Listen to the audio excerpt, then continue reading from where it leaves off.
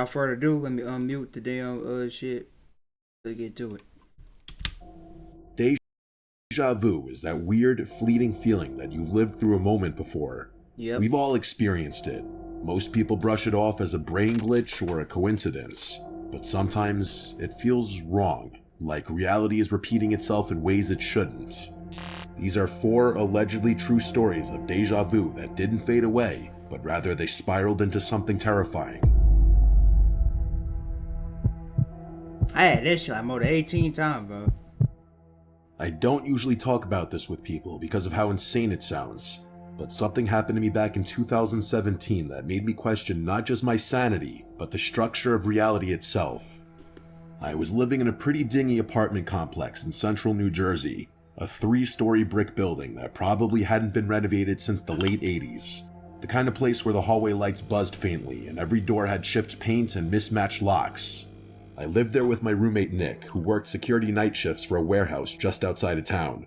Most nights I had the place to myself. It was a Thursday night in early February when I came home a little later than usual.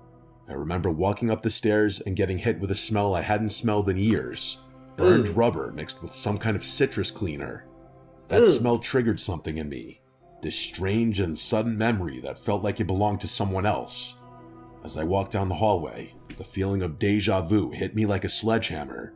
Not just a flash of familiarity, but an overwhelming sensation that I had lived this exact moment before, in precise, granular detail. I stopped about 5 feet from my door and froze. I knew what was going to happen next. The light above me would flicker twice. A woman from downstairs would yell something muffled and then laugh.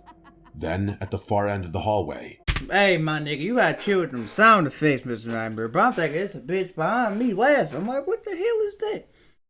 something heavy would fall, a dull, metallic thud, and it happened in that exact order, exactly as I knew it would. I remember standing there, not even scared yet, just confused. I thought maybe I had dreamed it, but then it happened again the next night. This time I was watching TV, eating leftover Chinese food, and suddenly I knew the scene that was going to play before it happened. The lines of dialogue, the background noise, even the timing of a phone buzz from my nightstand. Over the next 5 days, these moments became more frequent. I began writing them down, testing myself, and every time I was correct. I knew things I couldn't have known, like the exact time Nick would text me, or the moment a neighbor's dog would start barking. And that But they shit's weren't scary, memories. They were reminders of something I hadn't lived yet. That's when the dream started. I dreamed I was lying in bed and the door opened. Nick. Let me tell y'all mine, bro. Nigga, I had a dream, bro. I think this was 20. Let me say 2011. No, not 2011. Hell no. 2014. It was 2014-ish. 2014-ish, yeah. Cause I think I was 2014. Yeah, I was 7. Yeah, I was 7. So imagine y'all know like a regular neighborhood, like a house, like the third house on the block. That's our house. So it's like 2 houses down. That was my brother homeboy house, and I'll be going over there and shit too, like playing a game with him and some shit. So I walked over there because my mama told me to go get him because she needed him or something. He wasn't answering his phone. So I walked out there to go get my brother, right? But it's the dream though. I had looked at my little what the little Sketcher light up ass shoes I had. I was looking at them when I was walking, bro. Then I look back up. It's a nigga he walking in front of me, and he walked past me like, what up? He like, what up, good man? Why you walking out here by yourself? I had told him I'm going to go get my not my little brother. I'm going to get my big brother. He's like, oh yeah, all right, man. Be careful, man. I kid you not. I took 3 steps, bro. Like I took 3 steps. I walked. I was like 1, 2, 3. I turned around. The nigga is gone. Like what the hell? That's why I don't remember what else happened after that shit, bro. And I woke up. And I kid you not, bro. Like, I'm in this bitch watching, what was it, Family Feud. Y'all know Steve Harvey Family Feud shit? I was watching that with my mom. Bro. She told me, all right, go get Papa. Go get my brother. That's my brother's nickname. He was like, go get Papa. Something. He answering his phone. I'm like, what the hell? And I kid you not, had the same exact damn shoes on, pants on, everything, bro. Walked out there, I did the same shit, bro. Like, something told me, I'm like, look at your shoes to see if it's real. I looked up, and wasn't nobody walking, nigga. I looked at my shoes, bro. The little light, it was lighting it up and shit. I looked up, the same nigga I seen in my dream, he right there walking, bro. I kid you not, but this nigga, he's walking. And I did the same shit like what I did in the dream. And he said the exact same damn thing, bro. Like, what you doing out here walking with, man? I told him I'm going to get my big brother. And that's when he's like, all right, man, be careful out here. I walked, I took through, bro. Like, I tried to take more steps, like something was controlling me, bro. I was trying to, like, break the cycle or some shit like that, nigga. I tried to take more than 3 steps this time. I couldn't. I tried to walk after that 3rd step, I couldn't. I'm like, what the hell? And I just looked back, he gone. I'm like, what the hell? That's why I said the deja vu. That shit is real, bro. If y'all ain't never experienced that, I don't know. Y'all probably ain't y'all trying to experience it, but that shit, boy, that shit creeped me the fuck out, bro. Walked in pale and dripping sweat and said, talk about dude that disappeared, yeah. I told you about that, Caleb. There's someone in the building. His voice sounded wrong, like too flat, like it was being played from a recording. I asked who, and he just stared at me. That dream played every night, but the final night, it wasn't a dream. At 3:12 a.m., my door opened, and Nick was standing there, saying the exact same words. I followed him into the hallway with a bat in hand.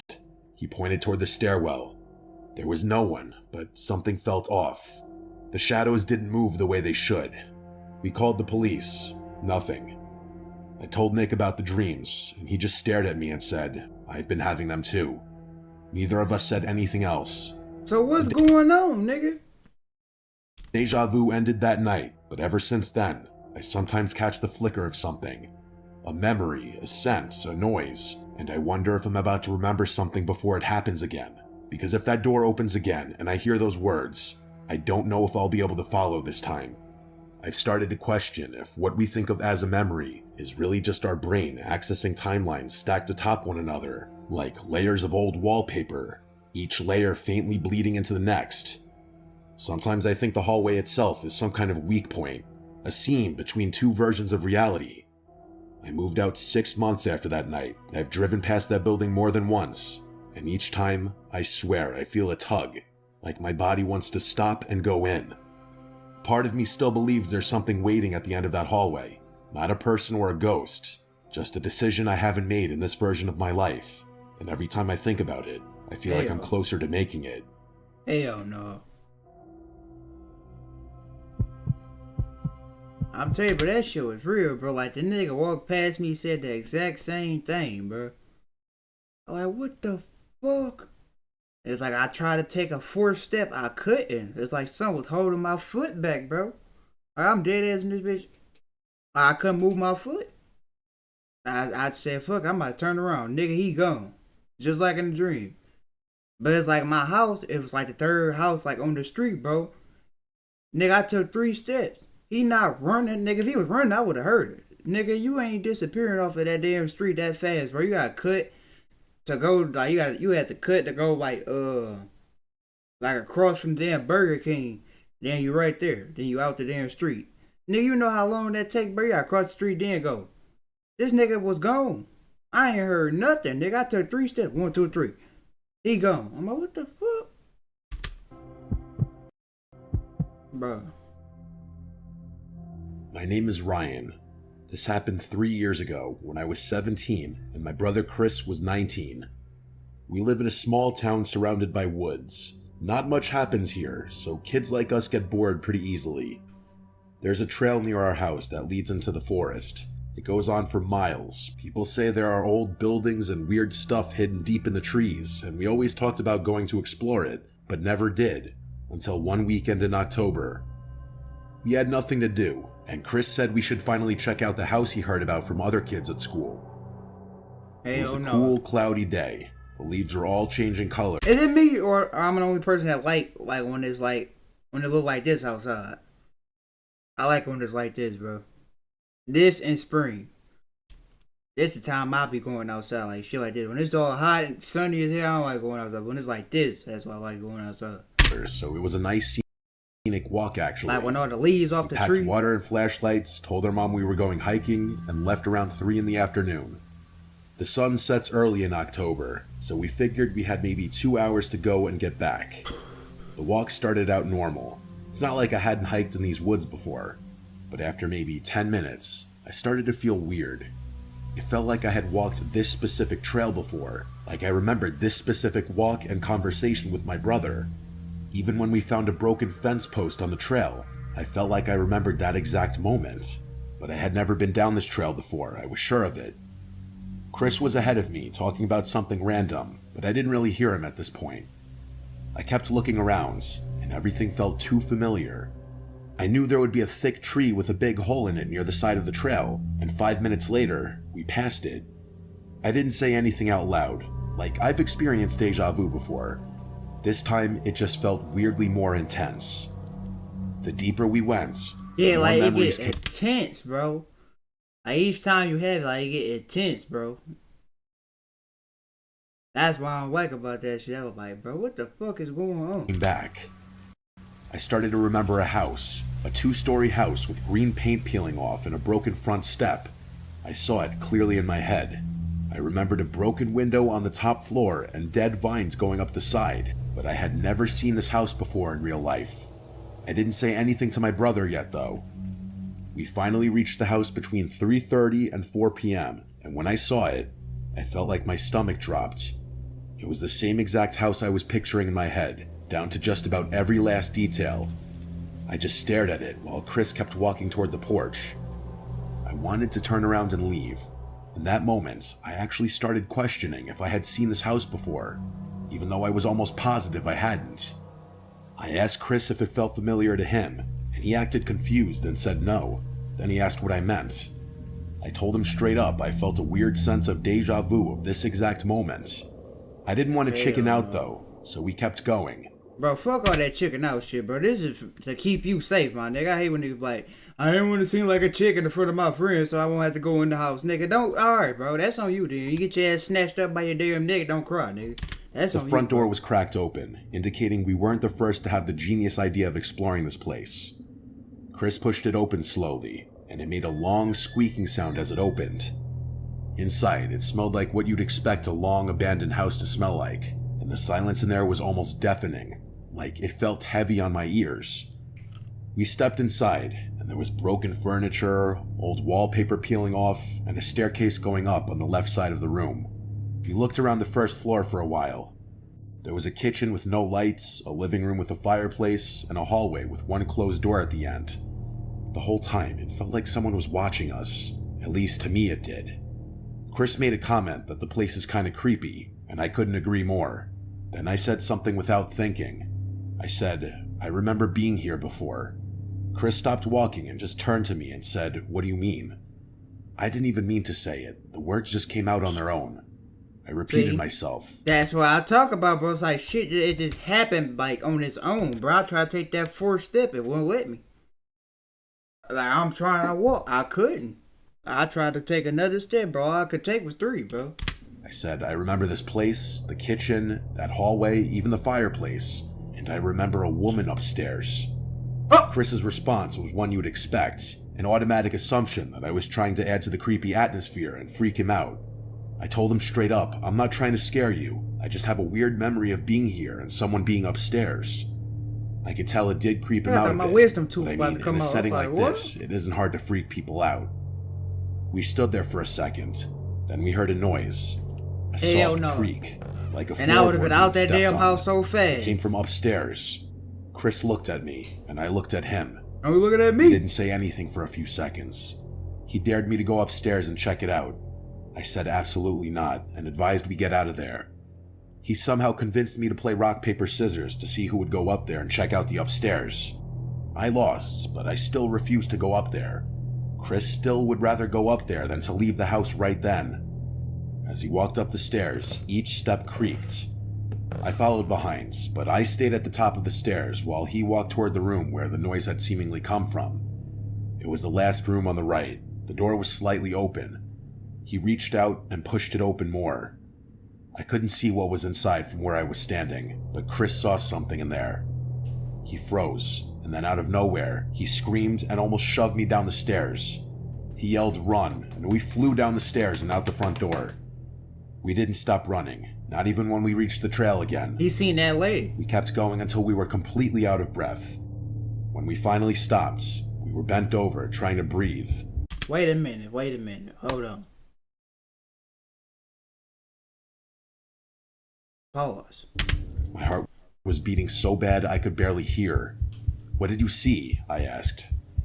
Chris looked at me and said, "There was a woman in there staring out the window like a statue." When I Nigga, don't be doing that, Mr. Nightmare. I told you about that shit.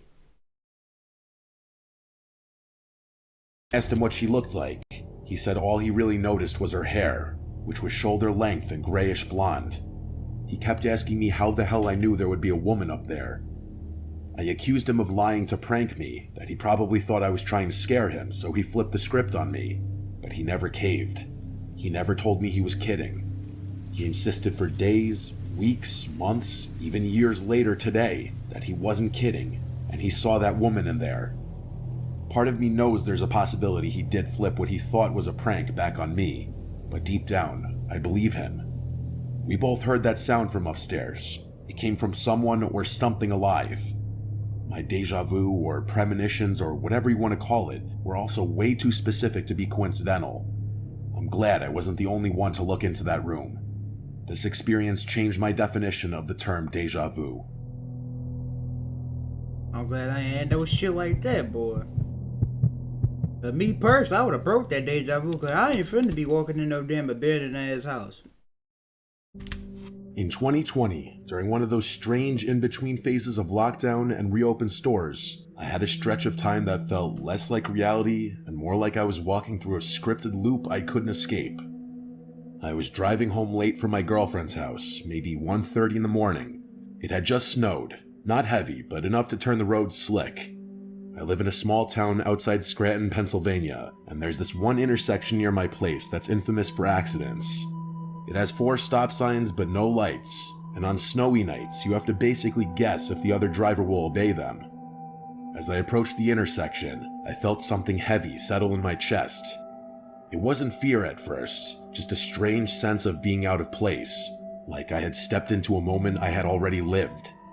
I slowed down, even though I had the right of way. Then, without warning, a black pickup truck blew through the stop sign on my left. If I hadn't hit the brakes early, it would have plowed straight into my side. I pulled over, shaking, watching the taillights vanish into the snow. That would have killed me, I knew it. But what scared me more was that I knew it was coming. Not in the way you anticipate danger. I mean, I remembered it. I remembered the details, like the crunching metal and the glass and the airbag crushing my face. None of it happened, but I remembered it like a fact. I chalked it up to stress. The pandemic, the isolation, whatever. But then, a few nights later, I had another episode. I was at a red light, and I remembered the song that would come on the radio before it did. I remembered the woman walking her dog across the street, even though I couldn't see her yet. I started to feel like I wasn't living in the present anymore, just reenacting it. Then the dreams began. Same road, same crash. Each night more vivid.